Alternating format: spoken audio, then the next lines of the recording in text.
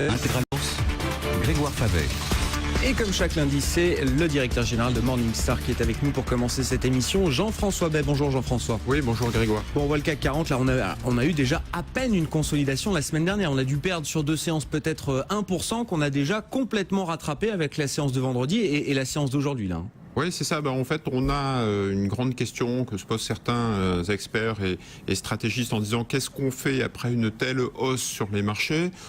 Un trimestre époustouflant avec plus 20% sur les marchés européens, français, allemands, italiens. Donc on va sans doute consolider, sans doute le moment de sortir. Et puis de toute façon, structurellement, la tendance est plutôt haussière, mais je vais essayer de prendre mes gains à très court terme. Nous, c'est pas plus notre scénario en fait. On a plutôt tendance à rester investi. C'est peut-être encore un risque de sortir du marché aujourd'hui, de prendre ses profits à ce stade. Exactement. On prendrait beaucoup trop de risques, en fait, plus de risques à sortir du marché aujourd'hui qu'à rester investi. Pourquoi ? Parce qu'on a la BCE, le quantitative easing, qui joue à plein et qui continue en fait son œuvre. On a aussi des éléments microéconomiques de rachat en bourse, des opérations de fusion-acquisition qui tiennent en fait les valorisations. Et donc quelque part, si on est convaincu que structurellement on est parti sur une hausse des marchés, c'est très difficile de jouer contre la BCE en ce moment. Il vaut mieux rester investi. D'autre part, l'investissement joue aussi du fait qu'il y a une rotation sectorielle à l'intérieur des marchés. Donc l'idée, c'est pas tellement de faut-il investir en actions ou pas, parce que la question, c'est pourquoi faire. Mais sur quelles actions et quels secteurs faut-il se positionner alors ? Exactement, parce que sur les actions, on vient d'y répondre, et j'allais dire l'alternative, si vous sortez des actions, vous faites quoi ? Vous faites du monétaire qui rapporte zéro, vous faites des taux qui sont négatifs, donc on voit bien qu'on pousse les investisseurs sur du risque.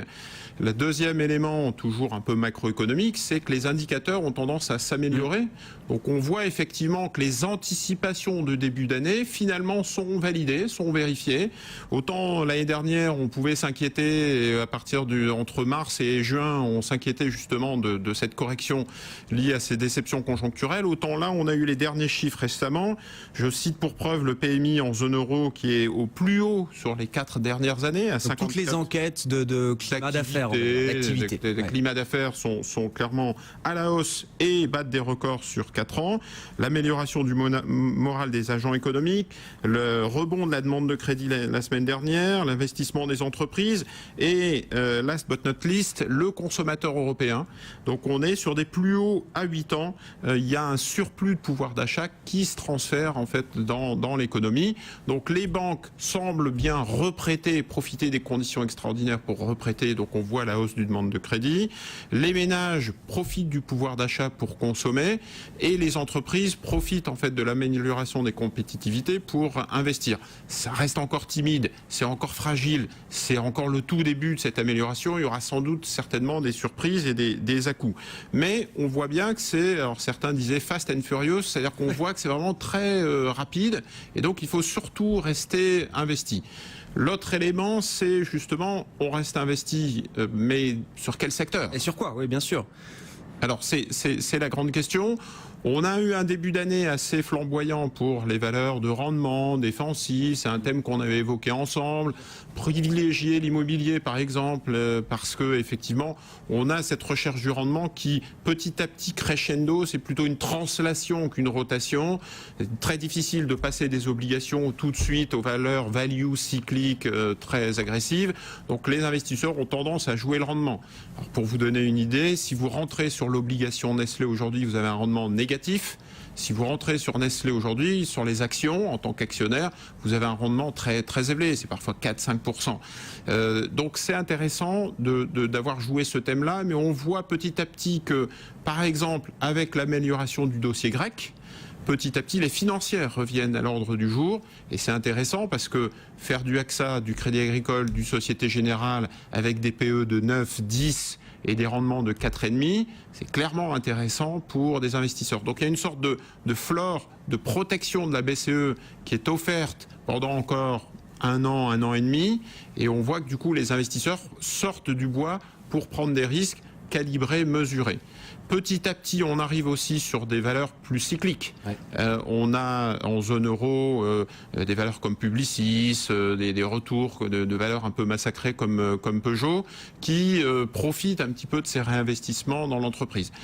Encore un petit peu tôt, selon nous, pour rentrer dans des valeurs ultra cycliques de consommation type Carrefour, mais c'est des éléments à avoir en tête. Il y a un peu un puzzle. Ça pourra être la prochaine étape, si tout continue dans le sens actuel, on va dire. Ouais, et puis j'allais dire, on regarde avec la loupe un marché qui a 3 mois de hausse, mais quand on regarde un peu plus long terme, notamment par rapport au marché américain, sur 10 ans, le CAC 40 n'a pas fait grand-chose, on va dire quasiment flat, sur 10 ans, entre 2005 et 2015, on est passé de 4000 à 5000 points, donc ça fait 25% de hausse en 10 ans, il n'y a pas de quoi, en tant qu'investisseur, en tant qu'actionnaire, se satisfaire.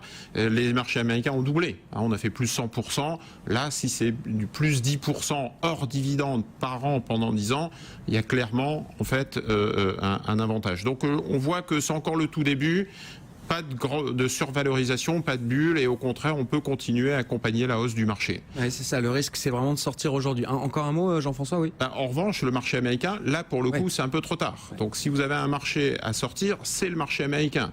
On a fortement monté, les valorisations sont très élevées, et on a aussi en ligne de mire les actions de la Fed, même si c'est pas cataclysmique quand la Fed décide d'augmenter ses taux directeurs, c'est clairement un vent qui est plutôt contraire pour les actions américaines. Vous nous dites qu'il faut encore rester sur ce marché, avoir le courage de rester investi, parce que c'est vrai qu'après 20% de hausse, certains ont envie de prendre leur profit. Néanmoins, est-ce que vous voyez l'année en ligne droite comme ça? Est-ce que c'est le risque finalement, c'est de faire une année à plus 30, plus 40% sur le CAC 40, ou est-ce que quand même, à un moment, il y aura forcément une consolidation, et quand je dis consolidation, un peu plus importante que la baisse de 1% qu'on a vu en 2 jours la semaine dernière? Alors, je pense qu'il n'y a pas trop d'inquiétude à avoir du côté de la zone euro, puisqu'on voit que le cercle vertueux s'est enclenché.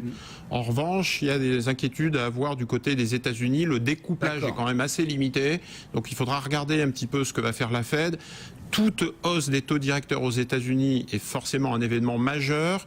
Ça n'entraîne pas un cataclysme sur les marchés, mais il y a des réajustements. Au début, plutôt faible sur les actions, plutôt fort sur les obligues. Et puis, 1 an après, au bout de 12 mois, on voit que c'est plutôt favorable à investir sur les obligations et plutôt très défavorable sur les actions. On se souvient de 94, on se souvient de 2000, on se souvient de 2004-2005. Donc c'est plutôt ça qui va dicter en fait la hausse du marché en Europe. Nous, on est relativement confiant jusqu'au mois de mai-juin. Il faut aussi se dire qu'on est dans une situation extraordinaire. Les taux aux États-Unis, c'est pas 1% comme en 2004 avec une perspective de hausse, c'est 0%. C'est-à-dire qu'on part sur des niveaux qui sont très très bas. Donc ça va s'accompagner tranquillement, avec patience. J'en veux pour preuve Janet Yellen qui disait « Je pense sérieusement à relever les taux cette année, même si cette hausse pourrait être légèrement freiner la reprise. » Donc tout ça est très smooth, très doux, et donc on n'aura pas de crack à attendre cette année. Mais ça peut impacter autour du mois de mai-juin selon nous. Bon, justement, puis en plus ça respecte la saisonnalité des marchés, c'est sell in May and go away. Sell in May and go away, donc il faudra prendre ses gains sans doute en mai pour passer un été un peu plus tranquille. Merci beaucoup Jean-François. Jean-François Bay, directeur général de Morningstar sur BFM Business.